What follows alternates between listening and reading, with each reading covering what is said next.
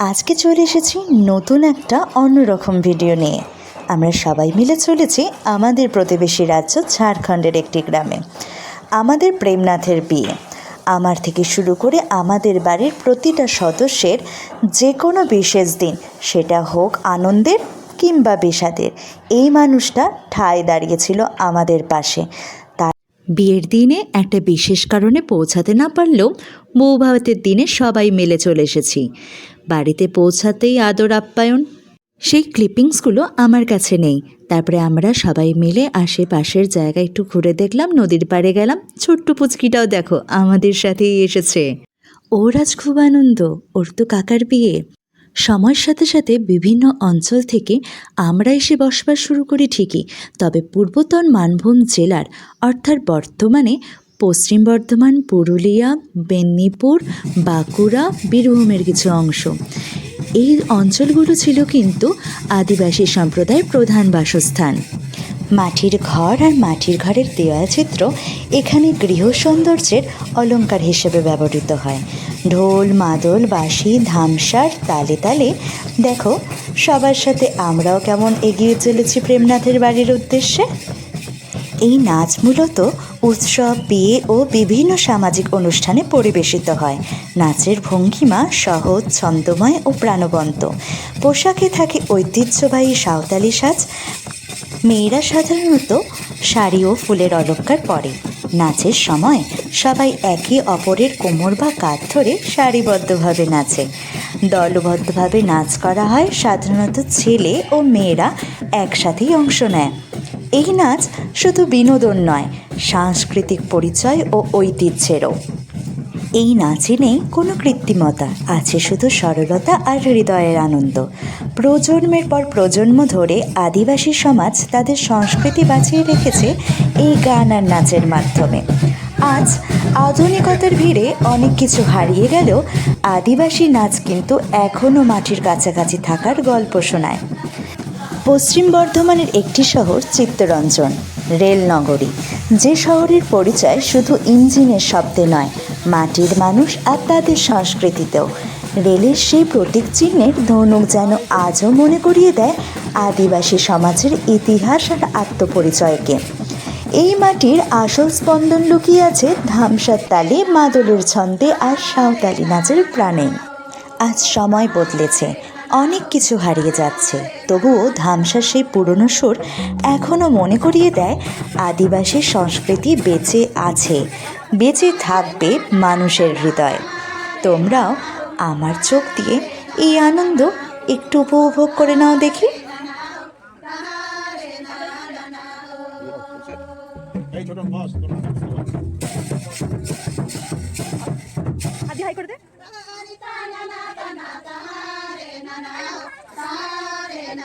না না ঠিক আছে।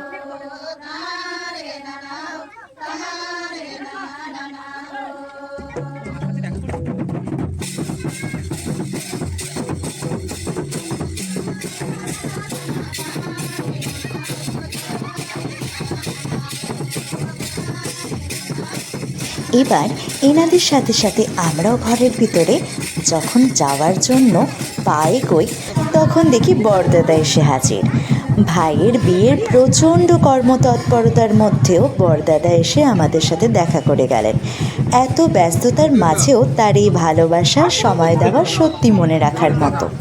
আর বড় বৌমনি, তার কথা যতই বলবো ততই কম হবে। প্রত্যেকটা মুহূর্ত, বলা চলে একটা সেকেন্ডও আমাদেরকে কাছছাড়া করেনি। দেখো, বড় বৌমনির সাথে আমরা একেবারে ভিতরেই চলে এসেছি। এসে দেখি বৌমা শ্বশুর বাড়িতে চলে এসেছে, কিন্তু প্রচলিত রীতি নিয়ম কানুন মেনে আজ আর অনুষ্ঠানে বসে গেছে আমাদের প্রেম আর তার সুন্দরী বউ।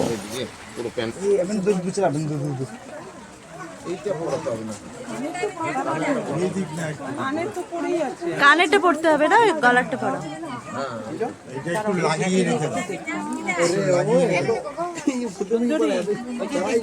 তোমাকে ঠিক আছে,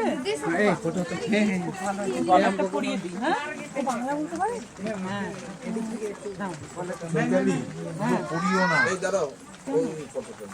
তারাও আমাদের সুন্দর একটা ছবি তুলে দেবে। হ্যাঁ,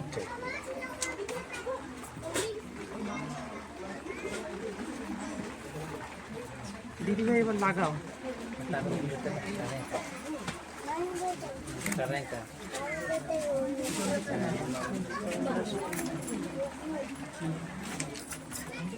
এই শাড়িটার সাথে ম্যাচিং হয়ে গেছে।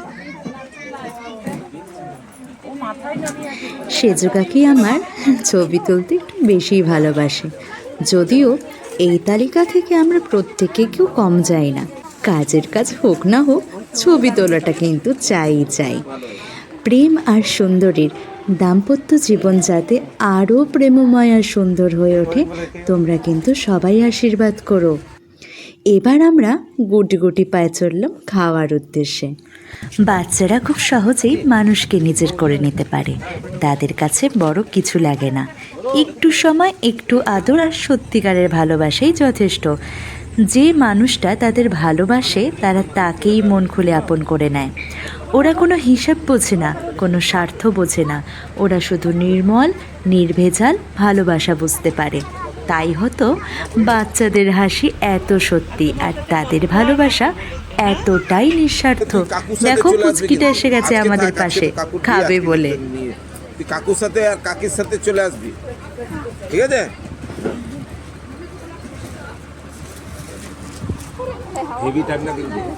আয়োজনে ছিল কিন্তু অনেক কিছুই। খাওয়া শুরু করেছি, তখন ক্যামেরাটা ধরেছিলাম, তারপরে যেই পেটে দানা পড়েছে অমনি ভুলে গেছি ক্যামেরার কথা। স্যালাড, ভাত, ডাল, পটল আলুর তরকারি, মাছ, মাংস, পনির, চাটনি, পাঁপড়, মিষ্টি। আমাদের সাথে ও আজকে এসছে, মানে এসেছিল, পরীক্ষা চলছিল, ও আবার চলে গেছে। ওদের বিদায় হয়েছে বরযাত্রী, ও চলে গেল গাড়িতে করে, ডাবল মোড়ে নেমে পড়ে ঘর চলে গেছে। আবার আজকে পরীক্ষা শেষ হলো আজকে, আবার ওর মামা নিয়ে ফোন করলে কি করে হবে? আমি বলছি ওর বৌদি হয়ে ঘরের বড় বউ বলে দিচ্ছে থাকতে। আমাদের শহরে এখন বিয়েবাড়ি বা যে কোনো অনুষ্ঠানে খুব আড়ম্বরপূর্ণ হয়ে গেছে। আলো, সাজসজ্জা, লোক দেখানো আয়োজনের ভিড়ে কোথাও যেন আন্তরিকতার অভাব থেকে যায়। অনেক মুখ থাকে কিন্তু মনের টানটা কমেই গেছে। কিন্তু গ্রামের ছবিটা একদমই উল্টো। সেখানে হয়তো আয়োজন ছোট, কিন্তু মানুষের ভালোবাসার আন্তরিকতা অনেক বড়। নিজের মানুষেরা পাশে থাকে, একসাথে কাজ করে, হাসে, গল্প করে। সেখানেই আসলে আনন্দটা লুকিয়ে থাকে। এরই মধ্যে দেখো অনেক বৃষ্টি হয়ে গেছে। আজ অনেক কিছুই বদলে গেছে। পুরনো দিনের সেই কোলাহল অনেকটাই নীরব। তবুও চিত্তরঞ্জনের মাটিতে আজও বেঁচে আছে আদিবাসী সংস্কৃতির সেই আত্মা। এই ভিডিও, এই গল্প তাদেরই উৎসর্গ, যারা ধামসার তালে আজও বাঁচিয়ে রেখেছে নিজেদের শিকড়ার পরিচয়। আমরা তো বাড়ির দিকে যাত্রা শুরু করলাম। তোমাদের দিনটাও খুব ভালো কাটুক, আনন্দে কাটুক, হাসি খুশি থেকো সবাই, নিজের মানুষদের সাথে সুন্দর সময় কাটাও। আবার অন্য একদিন অন্য রকম একটা গল্প আর নতুন ভিডিও নিয়ে ফিরে আসবো। আজ তাহলে আসি, ভালো থেকো সবাই।